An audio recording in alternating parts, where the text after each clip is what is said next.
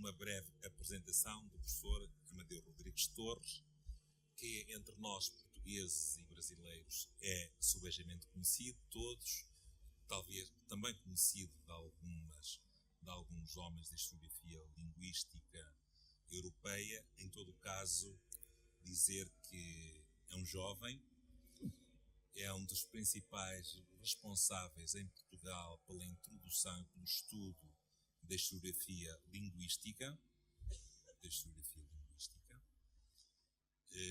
Neste momento, a sua categoria profissional é professor catedrático jubilado, já há mais de uma dúzia de anos,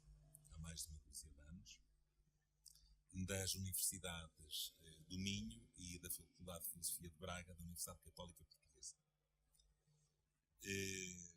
Concluiu a sua licenciatura em Filosofia em 1970, depois concluiu em 73 a licenciatura em Filologia Clássica, em 80 a sua tese de doutoramento, com a dissertação Noese e Crise na Epistolografia Latina Goesiana.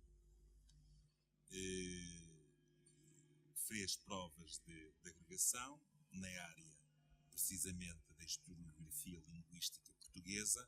As provas de agregação andaram à volta de Fernando Oliveira e de Bernardo Lima e Melo Bacelar.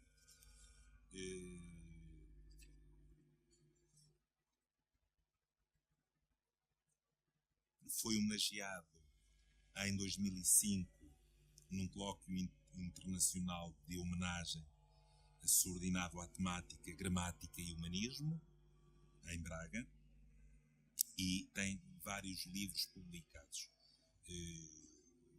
Referir apenas aqui, talvez, 3 ou 4 obras emblemáticas do professor Amadeu Torres. Noese e Crise na Epistolografia Latino-Goesiana, pela Fundação Carlos de Gulbenkian, a Gramática Filosófica da Língua Portuguesa de Bernardo de Lima e Melo Bacelar, pela Academia de História, Gramática e Linguística, obra publicada pelo Centro de Estudos Linguísticos da Faculdade de Filosofia da Universidade Católica, o Parvum Lexicon, de António Pereira de Figueiredo, Edições Humanitas, Braga, Gramática da Linguagem Portuguesa, de Fernando Oliveira, Gramática Filosófica da Língua Portuguesa, de Jerónimo Soares Barbosa, edição anastática, Introdução e Notas Crítica, pela Academia das Ciências de Lisboa. Depois saiu uma segunda versão em 2006. Muito recentemente foi publicada a edição crítica do Caramuru, que vão levar a que o seu professor, hoje, depois desta conferência, vá para o Brasil, onde vai apresentar depois da manhã na Academia de Letras, na Academia Brasileira de Letras, uma comunicação no âmbito do Caramuru. É diretor da revista do Centro de Estudos Humanísticos da Faculdade de Filosofia de Braga, intitulada Revista de Humanidades, que é uma das mais conceituadas revistas portuguesas. Tenho a palavra. Muito obrigado por ter vindo, Sr. Professor. É sempre um prazer ouvi-lo e vamos escutar então o professor Amadeu Torres.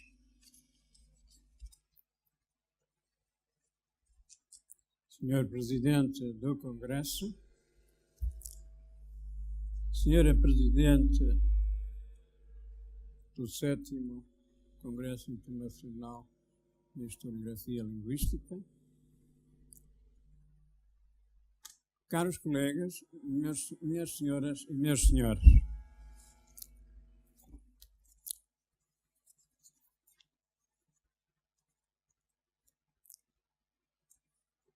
na história da língua portuguesa e no acesso gramatical à sua estrutura, pode discernir-se 3 períodos.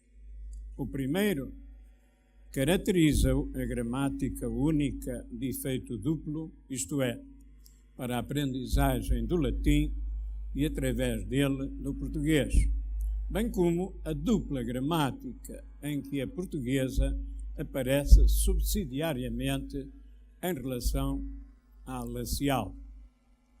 Neste espaço se distinguindo 2 vultos de topo, ou seja, Fernando Oliveira, 1536, e Manuel Álvares, já que hoje lembrados, 1572. O segundo período é o da alforria e independência gradual da gramática vernácula, facto conquistado pelo pombalino António José dos Reis Lobato, 1770, a tese de doutoramento do nosso ilustre presidente deste Congresso, e desenvolvido sob o surto iluminista durante um século que sobrelevou, entre muitos, Jerónimo Soares Barbosa e António Pereira de Figueiredo, um em português, outro em latim. O terceiro período abrem-no Adolfo Coelho, 1868, e Epifânio da Silva Dias, 1970, com a glotologia e a linguística histórico-comparativa e uma gramática atenta às teorizações que sucederam até aos nossos dias. Interessa-nos aqui o maior expoente do gramaticalismo vernáculo do segundo período, Jerónimo Soares Barbosa, na sua obra mestra e no pioneirismo dela no Brasil.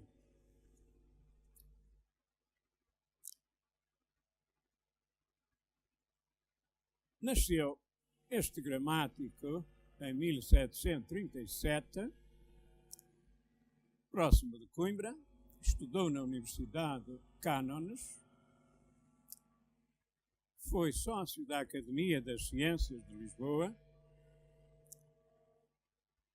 e morreu em 1816, sem ver publicada a gramática que já tinha aprontado no princípio do século, aos 79 anos. Prova de que o estudo gramatical conserva a gente. Entre cerca de 3 dezenas de obras que deixou, há aquelas em que se distinguiu como latinista e como linguista. Inclusive, uma das obras que deu bastante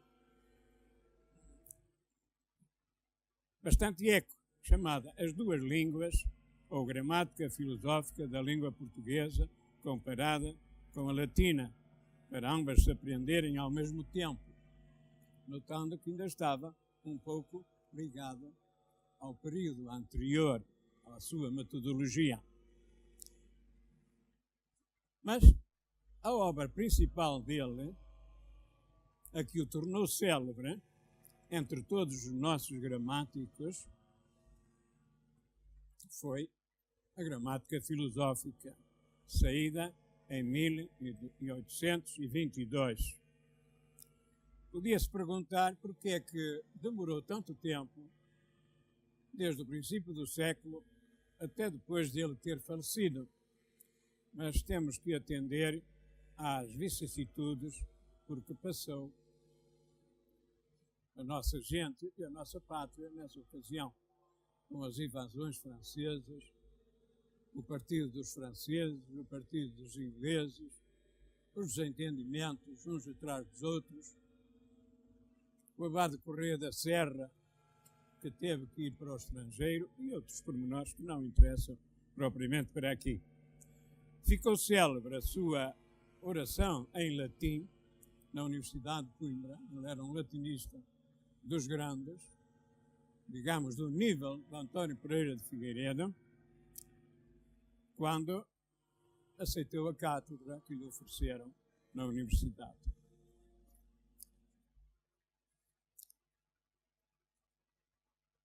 Foi tão aceita esta gramática que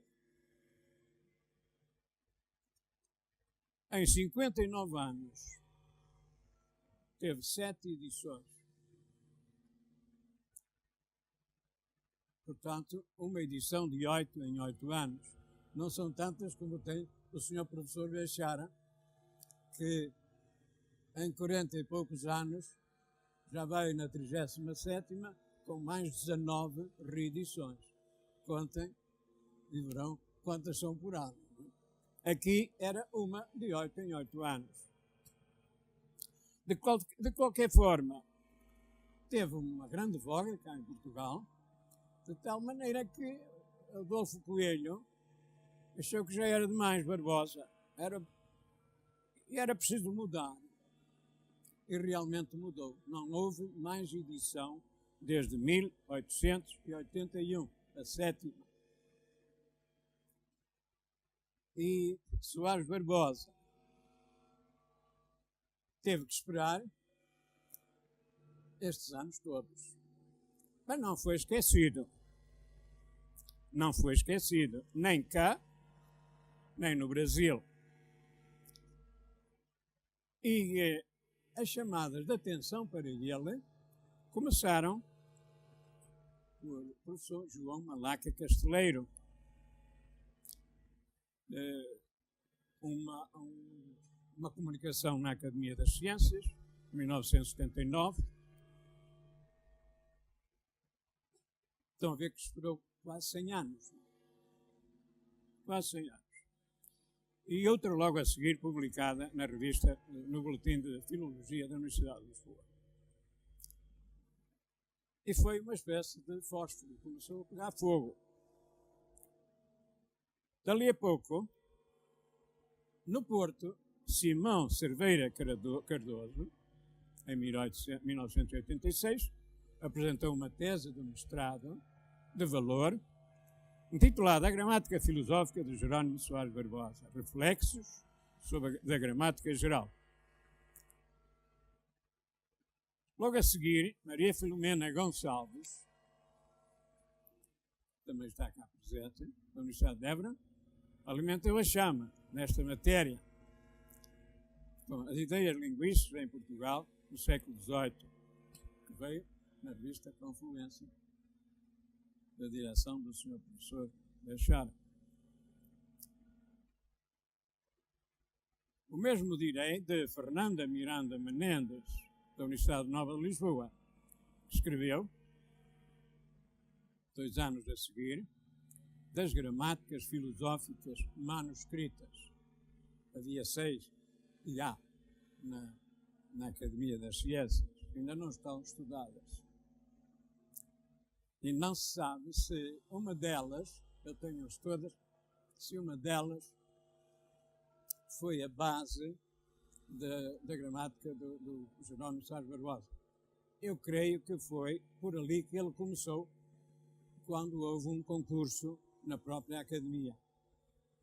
Não se sabe qual foi o resultado desse concurso, creio que não se fez devido às vicissitudes do tempo. No Brasil, mais recentemente, ele também apareceu de novo, ressuscitou. Começa com um estudo de Ilma Ranauro, da Universidade Fluminense, que nesse tempo foi orientado por professor Silvio Alia, em 1977. Seguiu-se depois outro estudo da mesma professora, uma dissertação de mestrado, e depois doutoramento sobre a gramática filosófica de Soares Barbosa. No outro lado, em São Paulo, por exemplo, Luís Carlos Cagliari apresenta numa revista de estudos linguísticos a gramática de Jerónimo Soares Barbosa e a sua escrita, publicado depois na Unesp. 2 anos envolvidos, aparece na Unesp também um protótipo de gramática gerativa portuguesa, a gramática de Soares Barbosa. Estávamos já em 1989. Outros estudos teóricos e metodológicos da gramática filosófica de Jerónimo Soares Barbosa, saída em Araraquara. No mesmo ano, os professores Tércio e Trindade apresentaram uma dissertação de mestrado enriquecendo esta temática com a gramática filosófica da língua portuguesa, na PUC de São Paulo.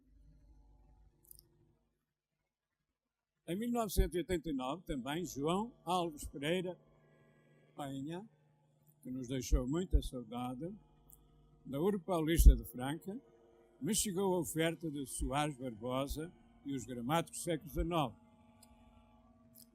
No último seténio, sobressai nestas questões, cuja incidência específica inicia em 1996, Leonor Lopes Fávaro, também está cá presente, em As Concepções Linguísticas do século XVIII, a gramática portuguesa, em que, além de uma introdução sobre Sanches, Las Grossas e Pó Royal, de 94 páginas, tem 50 dedicadas a Jerónimo Soares Barbosa, num estudo muito bem desenvolvido. E, de igual modo, Ilma Ranauro, outra vez, tem um notável contributo num estudo que depois acabou por publicar na nossa Revista Portuguesa de Humanidades, da Universidade Católica de Braga. Na Alemanha, ele também está vivo desde há anos. Mantém-se vivo o nosso gramático, nomeadamente com Dieter Wohl, Portuguesische Grammatikografie, e com a professora Bárbara Schäfer-Price, que está cá também, Contribuição à la Grammaire e Biologique ao Portugal, e a gramática que teve a gentileza de me oferecer há anos, Portuguesa Grammatik Schreibung, Achtenzentel Jahrhundert. E recentemente um artigo que deu muito eco também, chamado O Acusativo Preposicional na História da Língua Portuguesa. Um comentário muito bem feito a um capítulo do Jerónimo Soares Barbosa, na página 313,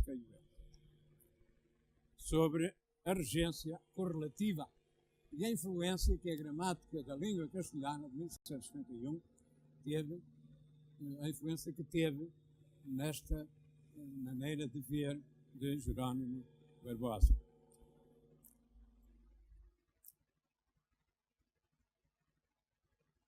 Quanto à minha contribuição, já falou o Sr. Presidente, a edição da gramática Soares Barbosa, em 2004, esgotada quase logo a seguir, com reedição em 2005. Aqui, nesta universidade, em 2005, precisamente,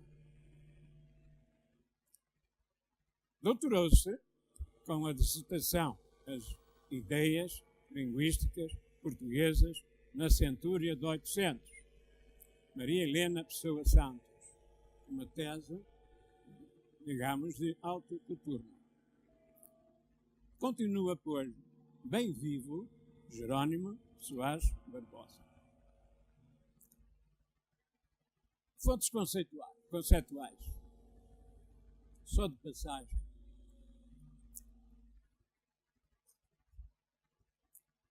A mais conhecida, e não demoro nela, são os de Pó Royal. Sr. Antoine Arnaud e Claude Lancelot estão presentes, assim como o Pierre Nicole. Está presente o inglês John Wallis, que teve uma tese de doutoramento na Califórnia em 1972. Igualmente, outro inglês, Marcel James Harris, com o seu Hermes, está várias vezes citado. Ainda Petro Ramos, o célebre Pierre de la Ramée. E portugueses, ele não esquecia a nossa tradição, João de Barros. com a sua gramática e o diálogo até em favor da nossa linguagem. Fernão de Oliveira. Amaro de Roboredo, já aqui falados hoje.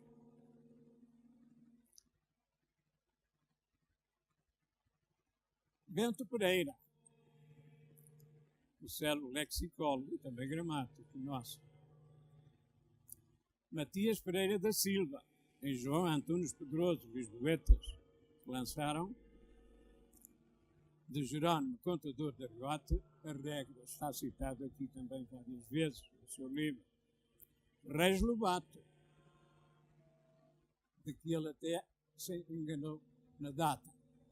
Diz que o livro, a segunda edição, que é de 1761, e está ali, o Sr. Presidente corrige logo, para 1771 e não 61. A primeira foi em 70, um ano antes. Os rudimentos da gramática portuguesa de Pedro José da Fonseca.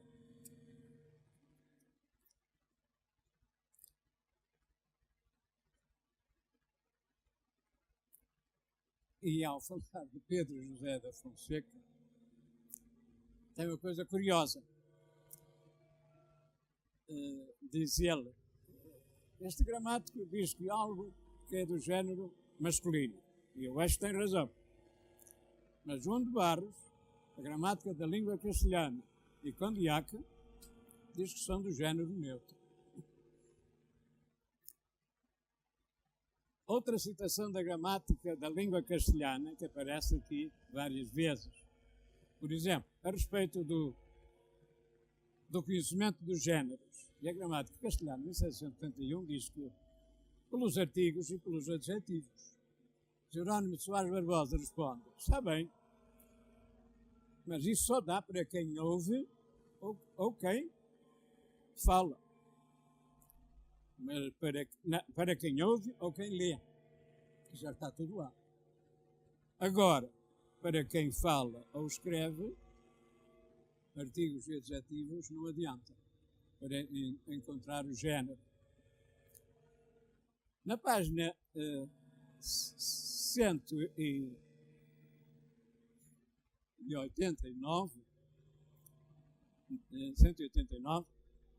393, refere-se à tal regência correlativa de que já aludi há bocado. Mais abaixo, página 189, critica Pedro José de Figueiredo, outro gramático, por certas construções que ele acha arrevessadas. Claro que Barbosa não dá conta de nenhum dos artigos da enciclopédia. Segue-os, mas não os cita. E não vou estar aqui também agora a citá-los, porque toda a gente os conhece. Do Dilmarcé, do Bozé, etc. Mas o mais curioso é que não cita só a gramática da língua castelhana, de 1761. Cita também outra, com o pomposo título que ela tem, do padre Larramendi. El impossível vencido, ou Arte de la Língua Vascongada, Salamanca, 1729. Portanto, ele estava atento aos ares que vinham da terra de Nebriga e de Sancho de Las Grossas. Isto quanto às fontes conceituais. E como vemos, ele mantém um equilíbrio. Não esquece os mestres portugueses, embora cite muitos outros que não são nossos. E fontes ilustrativas. Vou só ler de passagem também, para não demorar muito.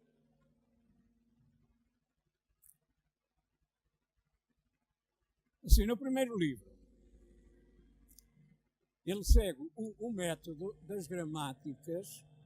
Alguns achavam que Jerónimo de Soares Barbosa era um gramático teórico. Não, teórico-prático.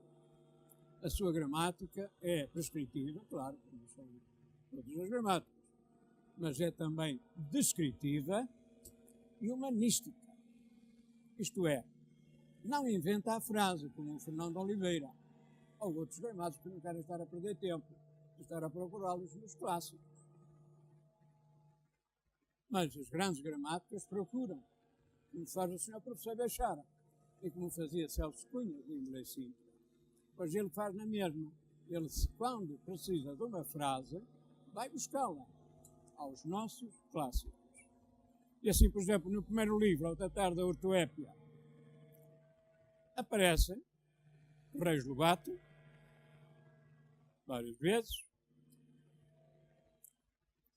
No segundo livro, no livro 2 da ortografia, João de Barros, é o que aparece mais citado. No terceiro livro, da etimologia, Rodrigues Lobo, Fernão Alves do Oriente, Camões, Garcia de Rezende, Jorge Ferreira de Vasconcelos, Moraes Silva, António Ferreira, Fernão Mendes Pinto, Sá de Miranda, Jerónimo Corte Real, etc. Muitos mais. Foi Heitor Pinto, Frei Luís de Souza. Portanto, eu não olhava nem à prosa ou verso, ou esta ou aquela escola. Citava aqueles que achavam serem mestres da língua. No livro 4 da Sintaxe e Construção, aparecem abonações, outra vez, de Rodrigues Lobo, os sermões de Vieira,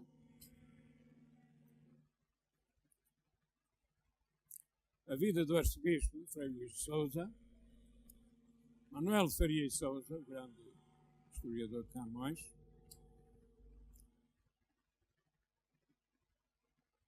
e muitos outros. Não vale a pena estar a entrar em pormenores. Paiva de Andrade.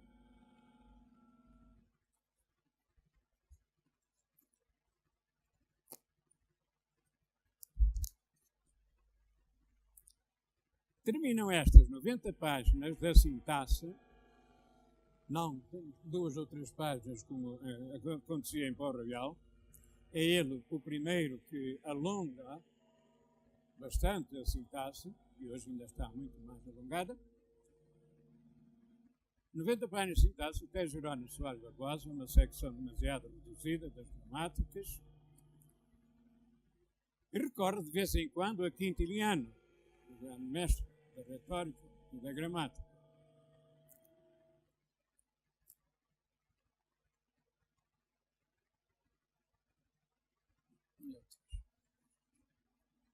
E outros pormenores que não interessam. Avançamos. Com efeito, estamos afinal perante, como dizia há pouco, uma gramática que, além de razoada, quadram os epítetos simultâneos de prescritiva, como disse, naturalmente, mas sobretudo descritiva e humanística, pelas razões já dadas. Noutros termos, um tratado com doses temperadas de ideação e logicidade, que não provocaram renúncia às situações concretas do povo, cujo idioma é património comum na sua singularidade inconfundível. Adolfo Coelho e Epifânio, no último quartel do século XIX, protestaram, mas, como se vê, ao fim de algumas décadas, não conseguiram manter na sepultura o grande gramático nosso. Nunca imaginaram que, envolvidas não muitas décadas, o proscrito retornaria végeto e atual, como atrás se recordou. E no Nordeste brasileiro, 7 escassos anos após a publicação da Gramática Filosófica em Lisboa, em 1822, já saía dos prelos, em São Luís do Maranhão, a Atenas brasileira,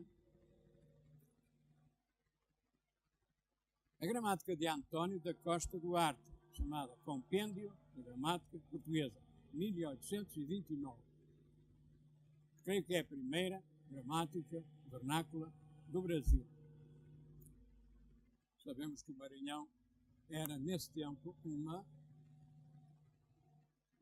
isso é muito avançado. Lá esteve Vieira, de lá são grandes poetas românticos, José de Alencar, era especial.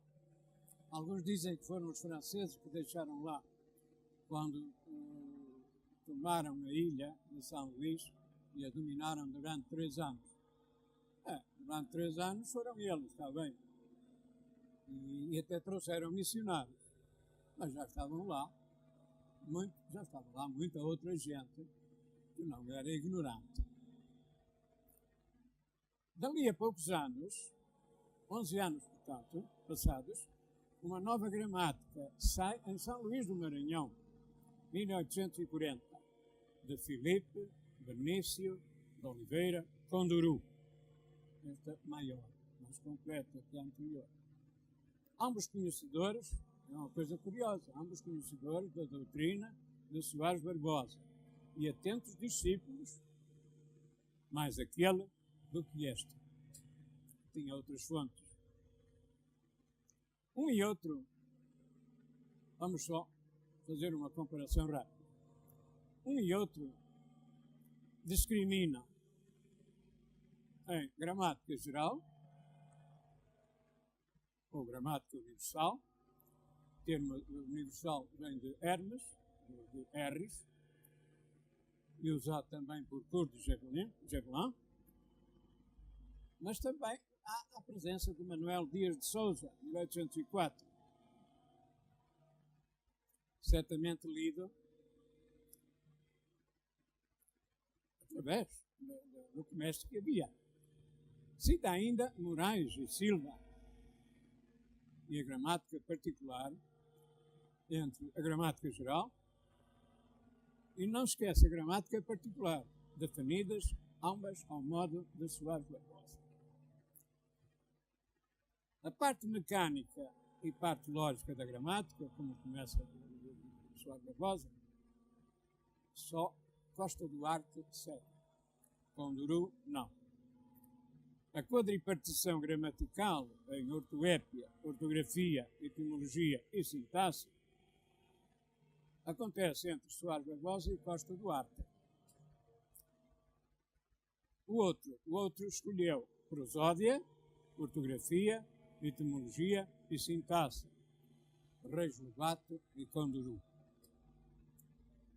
As palavras como analítica das ideias, isto é, a art de parler, ordenando a art de penser, Barbosa, Costa Duarte e Conduru.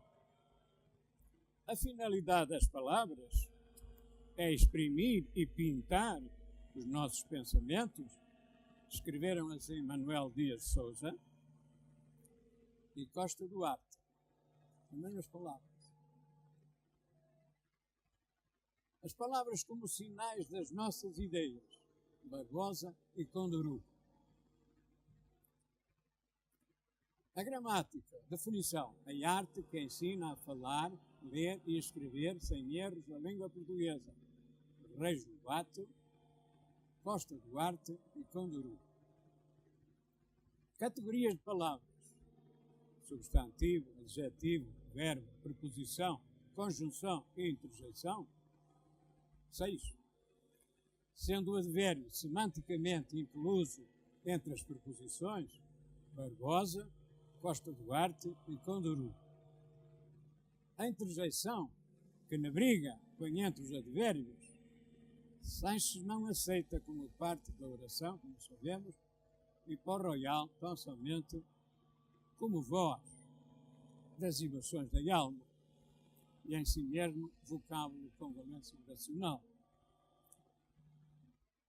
Mas a interjeição colocada deste modo aparecem Barbosa, Costa Duarte e Conduru. Não constitui novidade a divisória entre sintaxe e construção, já admitida desde a Petite École e todos os enciclopedistas. O núcleo da oração, proposição ou frase, compõe-no o sujeito, o verbo e o atributo, Barbosa, Costa Duarte, Conduru. Divergente de Couto e Melo, que indica o sujeito, o verbo e o adjunto. O verbo exprime existência ou coexistência. Barbosa, Costa Duarte, Conduru. Afirmação diferente de Pau Royal, que, como já sabemos, para Pau Royal, o verbo significava afirmação. Sílaba longa ou breve é uma questão de duração.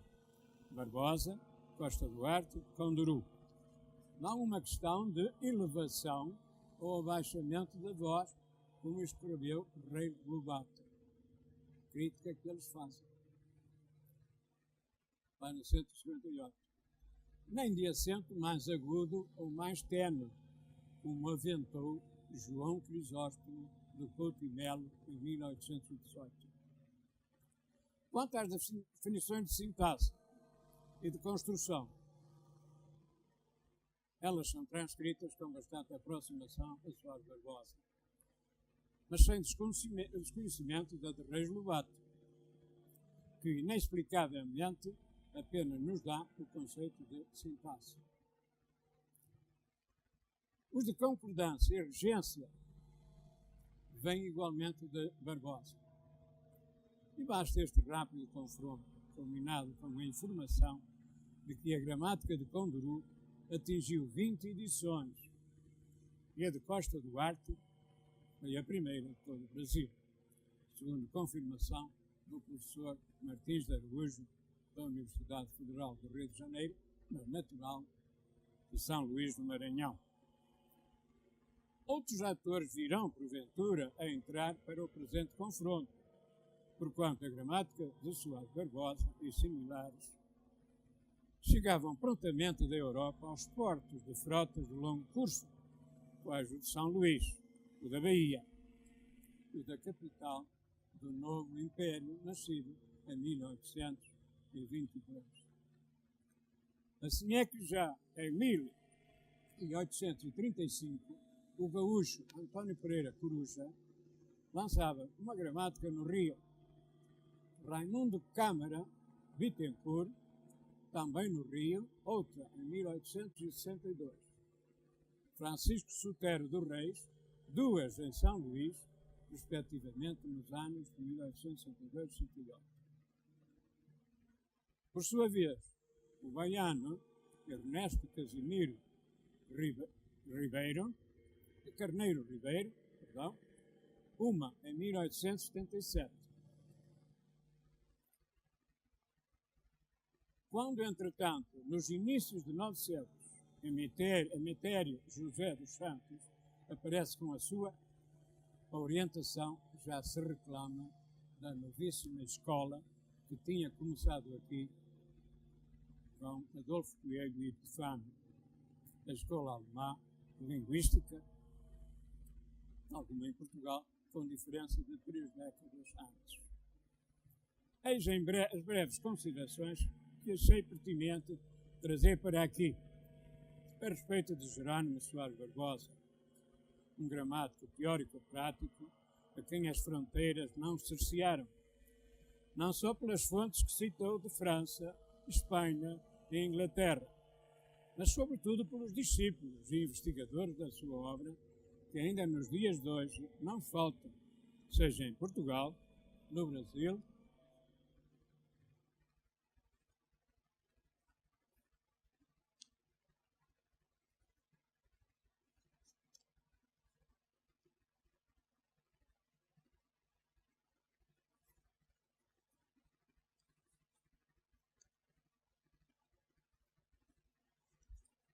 ou no Maranhão. Sem esquecer a Alemanha.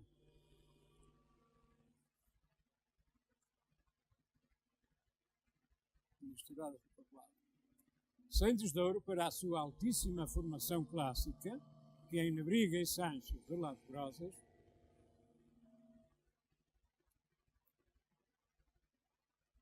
também achou apoio. Razões sobejas estas, para, em minha opinião, fraca opinião, ter direito a figurar como acertado patrono deste Congresso. Muito obrigado.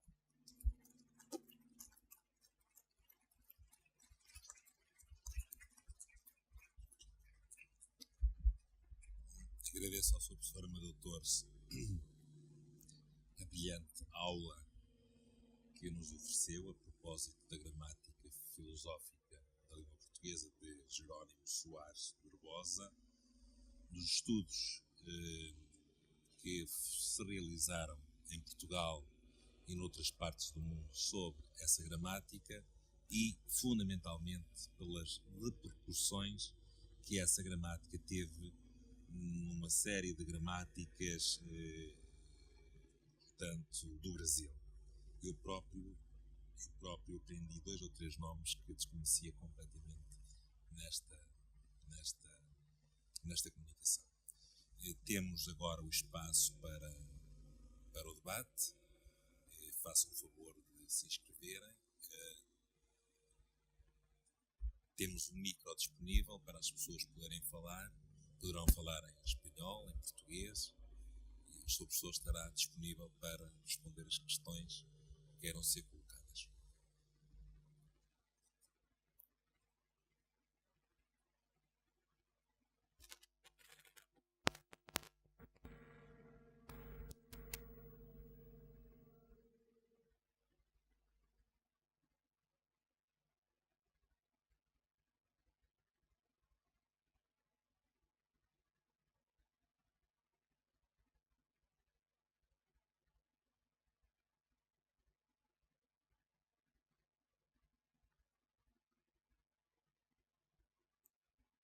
Investigações também de natureza bibliográfica interessou-me muito e o resultado comigo foi mesmo, como disse o Carlos Assunção, também aprendi uns nomes novos que sempre são utilíssimos para as investigações que se seguirão. Tenho uma questão de curiosidade, provavelmente o resultado é nulo. Encontrei num catálogo alemão da Staatsbibliothek em Berlim uma referência a uma segunda edição das 2 línguas. Na verdade, nunca mais encontrei nenhuma referência a tal segunda edição, mas estou com a impressão pessoal que talvez alguém tenha estado a preparar uma segunda edição. O Sr. Doutor sabe alguma coisa acerca de uma segunda edição das 2 línguas? Soares Barbosa? Ou gramática de Soares Barbosa? Não. As 2 línguas.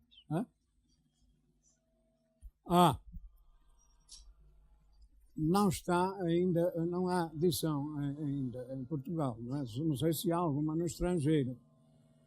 Dá-me a impressão que cita uma na Alemanha, é?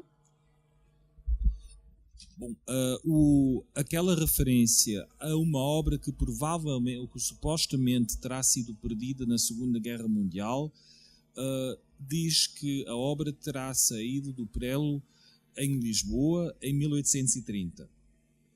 Mas é curioso que cá em Portugal não se localiza nenhum exemplar. Às vezes essas coisas... Essa obra saiu. Saiu? Uma segunda edição? Nesse tempo, não é? No século passado. Mas nunca mais foi reeditado. Mas saiu a edição em 1807, como todos sabemos. Sim. E a questão é se realmente saiu uma segunda edição. 1930. Saiu isso? Mesmo? Das 2 línguas, não? Eu tenho a edição, mas é a de 1807. Pois. É esta Creio a minha que a outra, questão. ou foi confusão, É esta a minha questão. ou foi confusão com a outra gramática, que saiu em 31, talvez, pode ter sido confusão. Não conheço essa edição. Pois é, era por isso que eu queria saber, simplesmente porque mais pessoas podem conhecer mais obras. Quando não é? procurei munir-me da edição dessas 2 gramáticas, estive na Academia das Ciências e a última, me disse Aurora, a última que está aqui é esta, 1807. Portanto, não sei. Só se há alguma edição clandestina, que às vezes apareciam, não é? Não conheço, não. Vamos dar a palavra ao Sr. Professor Bechara, por favor.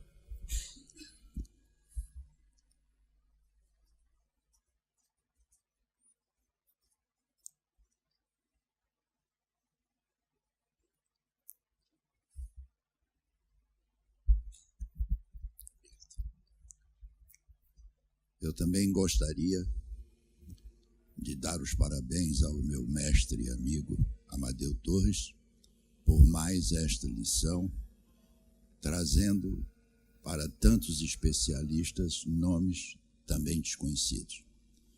Gostaria apenas de fazer uma sugestão, se é que o colega não tem entre as suas futuras publicações a importância do nosso Jerônimo Barbosa na parte da retórica, tendo em vista que ele também traduziu, abreviadamente, Quintiliano, e se essa tradução de Quintiliano não trouxe também uma vasta lista de colaboradores, fazendo com que a retórica criasse as suas raízes mais profundas, tanto em Portugal como no Brasil, e no Brasil especialmente na disciplina retórica do Colégio Pedro II.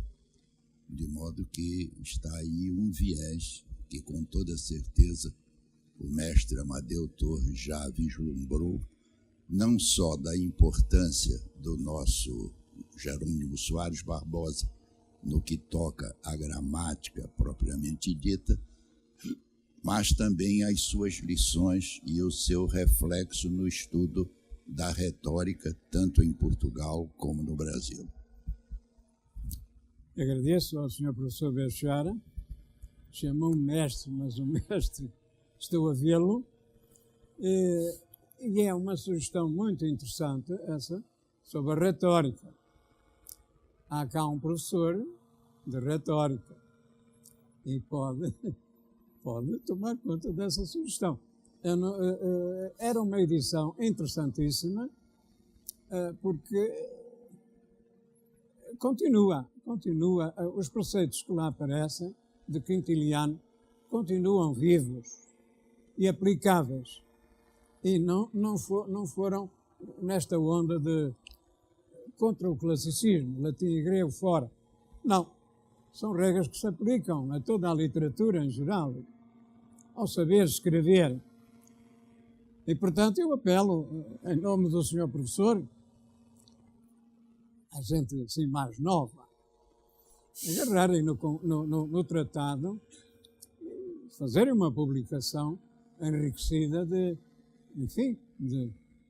notas ilustrativas, para, enfim, a nossa mocidade não começar a falar qualquer dia português que já ninguém se percebe, não é?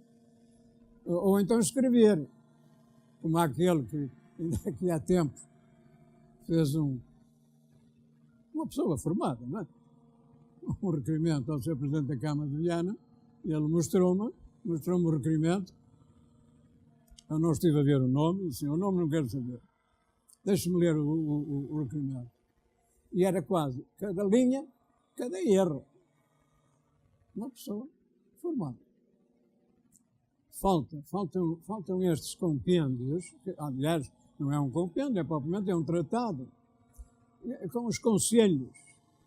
Porque o português, claro que, mesmo quem não sabe gramática nenhuma, sabe falar português. Mas uma coisa é saber falar português com base científica, a sério, outra coisa é falar português às três pancadas, tudo fica bem. Faço voto a esta gente nova e ao professor de retórica. Está ali. Está ali. E pode, com a sua juventude, eu já não tenho muito tempo, não é? Mas com a sua juventude, pode, não é? De maneira que surja um livro com tantas edições como a gramática do Sr. Professor Bechara, o grande mestre. Chamou-me a mim, mas ele é que é o mestre. Muito obrigado. Haverá mais alguma questão? Ainda temos cerca de 5 minutos. Professor José. Muito obrigado. Bom dia a todos. Agradeço a amabilidade do professor Amadeu Torres com essa referência à retórica, mas sinceramente agradeço de facto a proposta do professor Bechara e a oportunidade que me dá para deixar apenas uma ideia, porque efetivamente esses 2 volumes da tradução que fez da retórica tiveram fundamentalmente dois condões, diríamos. O primeiro, e que muita gente desconhece, o primeiro é que efetivamente trouxe a nomenclatura para a gramática pedagógica ou didática que depois os liceus vão adotar. E isso é de facto fundamental, trazer ao de cima.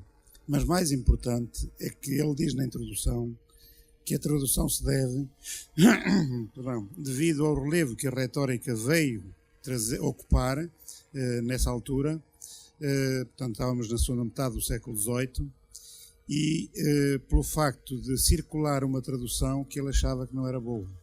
Daí ele ter respigado em Quintiliano os elementos fundamentais que ele considerava para o novo espaço que era dado à retórica, e lembraria que, por exemplo, o professor Aníbal Pinto Castro diz, na sua tese de doutoramento, que se Jerónimo Soares Barbosa tivesse querido, teria sido provavelmente o grande rétor da Europa da segunda metade do século XVIII. Portanto, agradeço essa referência, porque de facto ela é muito, muito pertinente, e nós que lhe agradecemos o ter trazido para o século XIX, todo o século XIX, a nomenclatura usada no ensino da língua, particularmente nos liceus. Muito obrigado, peço desculpa, de facto, dar esta achega aos mestres, aos 2 mestres, que de facto muito agradeço. Muito obrigado. Mais alguma questão? Então, eu dou por encerrada a ação. Muito obrigado ao Sr. Presidente, agradeço uma vez mais ao Sr. Professor Amadeu Torres e a todos os presentes. E quem quiser ir almoçar, podemos ir assim como um rebanhinho, porque é perto, é muito perto mesmo, e pela primeira vez dá jeito irem acompanhados. Depois poderão fazer a viagem sozinhos. Nós iremos, depois da terminada a ação, irei diretamente para o restaurante. Muito obrigado a todos por vossa presença.